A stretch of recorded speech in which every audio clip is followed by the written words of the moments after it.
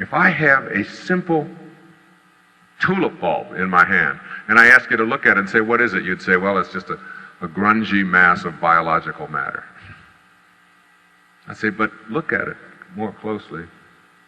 And if it gets nurtured in a certain way, that is, it's watered and put in the ground, it will become a tulip bulb. Why?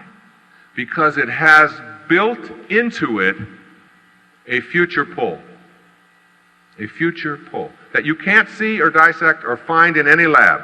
It has a future pull, a picture that is part of its DNA, part of its genetic inheritance.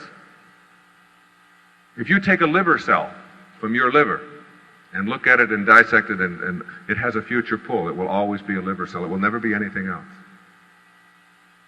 In order for you to be able to manifest magic, real magic in your life, miracles, you must first be able to conceive of it. You must be able to conceive of it, and that means no doubt. And the doubt comes by shifting to a knowing rather than a belief. All of this stuff, Deepak and I are talking now about taking a group, making a movie, and taking in this movie a group of babies that say 100 of them. And as they are born, we remove them from the environment that they're in, orphans and so on, children who are to be abandoned, and we place them into a world where there is no doubt, where they get past the lie. You know, we're led to believe a lie, as William Blake said in his wonderful poem, Songs of Innocence. He said, to see the world in a grain of sand and a heaven in a wildflower, to hold eternity in the palm of your hand and infinity in an hour.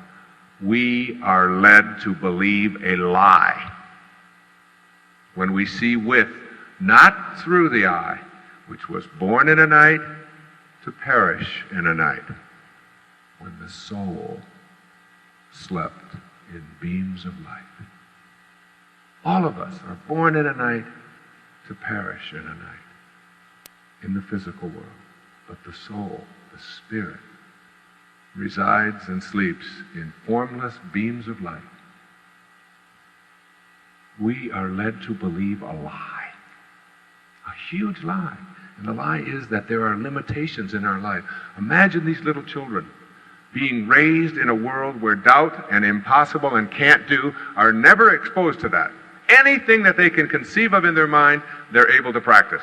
They go to fire putting out school, 101. And in fire putting out school, here's a fire over here, and you sit here, and you work on it with your mind. And you put that fire out. You know what my kids and I do after dinner? Many times after dinner in the evenings, a couple times a week, we go out and we put blankets on the grass. And in the blankets on the grass, we look up at the sky. And we kids say, I'm going to make clouds. Who wants to make clouds? I want to make clouds, Daddy. I want to make clouds. I'm going to make a rabbit. My kids, all the people in the neighborhood think that my kids are neurotic.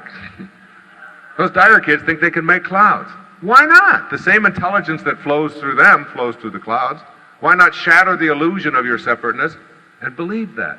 Imagine a whole curriculum, a whole world in which you were raised to know that there was no doubt. And you can transcend that doubt. And when you do, you begin to see that miracles, synchronicity become very much a part of your life.